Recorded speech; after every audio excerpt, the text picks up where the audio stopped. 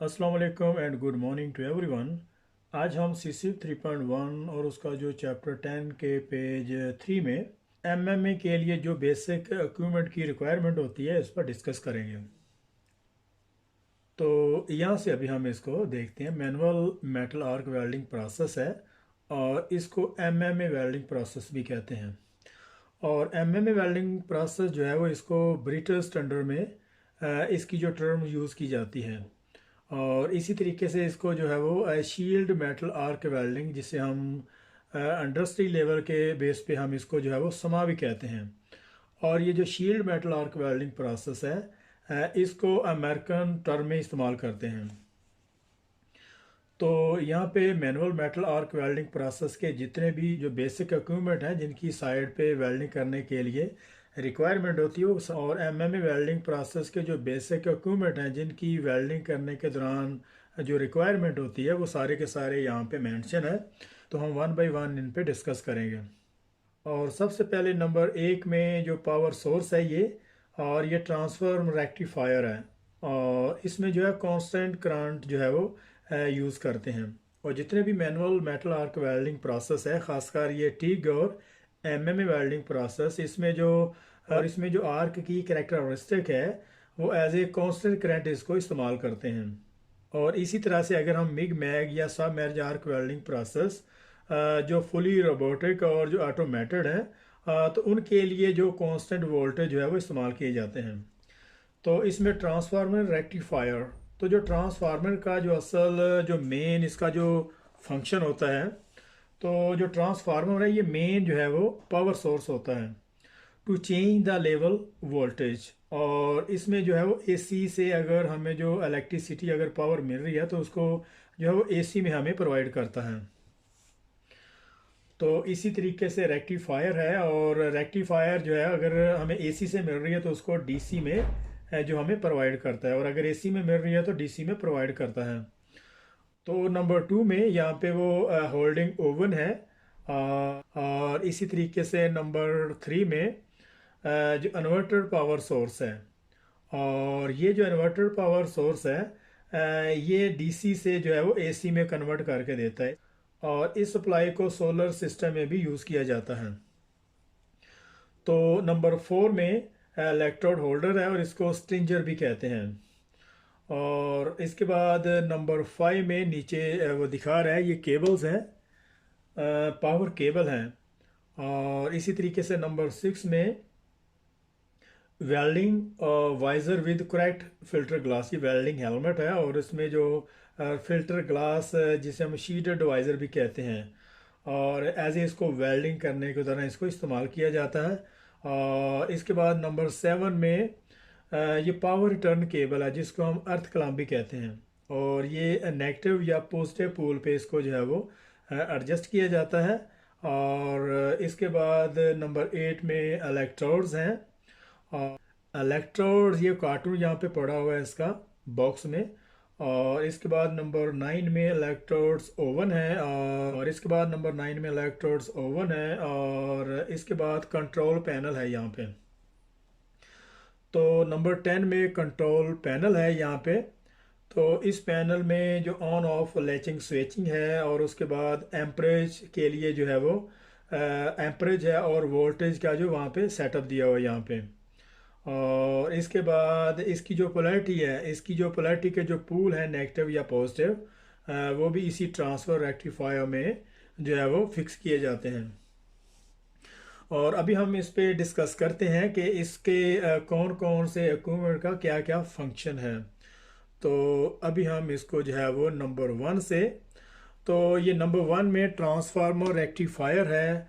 और इसमें constant current type इस्तेमाल करते हैं। Manual metal arc welding process और टिग वेल्डिंग प्रोसेस में कांस्टेंट करंट टाइप इस्तेमाल करते हैं।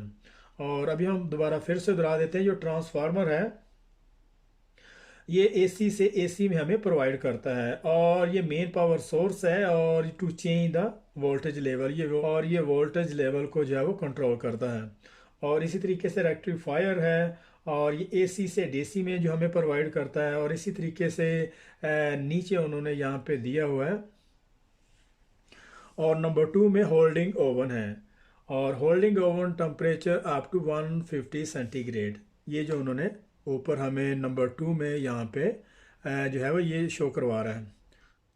और नंबर 2 में होल्डिंग ओवन है और इसका जो टेम्परेचर अप टू 150 सेंटीग्रेड है। तो होल्डिंग ओवन में जब इलेक्ट्रोड्स को प्री बेक किया जाता है और बेक करने के बाद उसको जो है वो होल्डिंग ओवन में कीप करते हैं, और इसका जो टेम्परेचर 120 से 150 सेंटीग्रेड जो है वो होता है। तो नंबर 3 में इन्वर्टर पावर सोर्स है।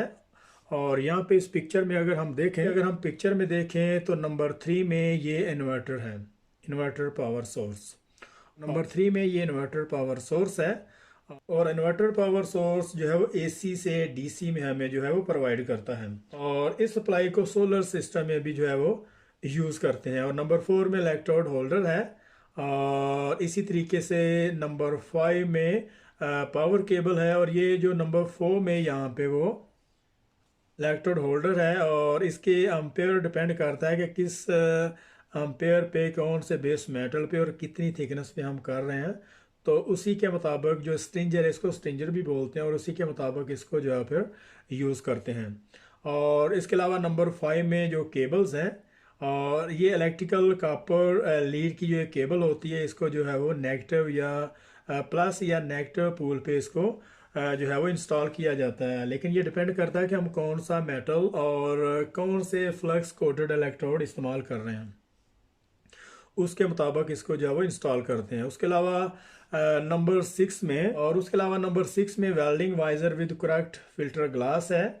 और उसकी जो फिल्टर ग्लास की जो रेटिंग है, जैसे 10 नंबर है, 12 है, 8 है, और ये डिपेंड करता है कि कितने एम्परेज पे हम जो है वो काम कर रहे हैं। और यहाँ पे वेल्डिंग वाइजर है, इसको वेल्डिंग हेलमेट भी कहते हैं। और ये करेक्ट फिल्टर ग्लास जो इसकी जो रेटिंग है वो डिपेंड करता है कि हम कौन से एम्पेयर पे काम कर रहे हैं। यहाँ पे क्वेश्चन भी बनता है कि फिल्टर ग्लास की जो रेटिंग है वो किस पे डिपेंड करती है, वेल्डर पे जो यूज़ कर रहे हैं, या फिर वोल्टेज पे, या फिर एसी डीसी पावर सोर्स पे, या फिर ट्रांसफार्मर रेक्टिफायर पे, या फिर ट्रांसफार्मर रेक्टिफायर पे। तो हमारा जो आंसर होगा वो होगा वेल्डिंग एम्पेयर, क्योंकि इसकी जो रेटिंग है वो सारी की सारी डिपेंड करती है कि कौन से हम करंट इस्तेमाल कर रहे हैं और कौन से एम्पेयर इस्तेमाल कर रहे हैं। उसके बाद पावर रिटर्न केबल है, और जिसको हम अर्थ एज ए अर्थ के तौर पे भी इस्तेमाल करते हैं। और उसके बाद नंबर 8 में इलेक्ट्रोड्स हैं। और इलेक्ट्रोड यहाँ पे हम पिक्चर में देखते हैं, ये कार्टून में सारे बंद हैं। और इसको हम इलेक्ट्रोड, ये बहुत सारे किस्म के इलेक्ट्रोड होते हैं। इसमें बेसिक कोडर इलेक्ट्रोड भी होते हैं, रुटाइल भी होते हैं, और सीलोलोजिक इलेक्ट्रोड भी। तो बेसिक कोडर इलेक्ट्रोड को जो है वो प्री बेक किया जाता है, जबकि रुटाइल और सीलोलोजिक जो इलेक्ट्रोड है वो जस्ट जो है वो सिर्फ उसे ड्राई करते हैं। और उसके बाद नंबर 9 में इलेक्ट्रोड ओवन है, और उसमें बेकिंग अप टू 350 सेंटीग्रेड।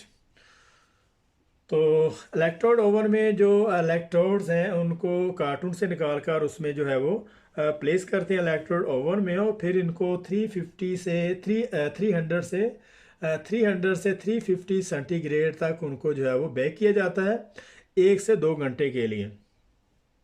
मतलब जब इलेक्ट्रोड्स को कार्टून और उसकी जो पैकिंग में से निकालते हैं उसको बेक करने के लिए, तो उसको जो है वो 300 से 350 सेंटीग्रेड पे उनको प्री बेक करते हैं, जो 1 से 2 घंटे के लिए उन्हें इसी तरीके से रखते हैं। और उसके बाद उसको जो वो होल्डिंग ओवन में, जिसका टेम्परेचर 120 से 150 सेंटीग्रेड है, तो उसके बाद नंबर 10 में कंट्रोल पैनल है, और इसमें जो है ऑन ऑफ लैचिंग स्विचिंग है। और इसके बाद एम्परेज और वोल्टेज की जो है उसमें, और उसके बाद एम्परेज और वोल्टेज का उसमें डैशबोर्ड होता है। और इसी तरीके से जो पोलैरिटी उसे नेगेटिव पॉजिटिव पोल पे उसको जो है वो सेट किया जाता है।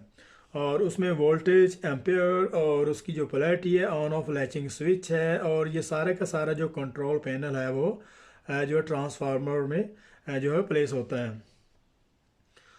तो यहाँ पे 10.3 यहाँ पे ख़त्म हो रहा है। तो मिलते हैं नेक्स्ट पेज 4 में, तब तक के लिए अल्लाह हाफिज़।